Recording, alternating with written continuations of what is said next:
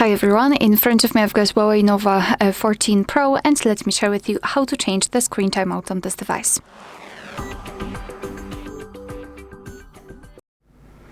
So let's begin with opening the settings, and here we have to scroll and find the option Display and Brightness.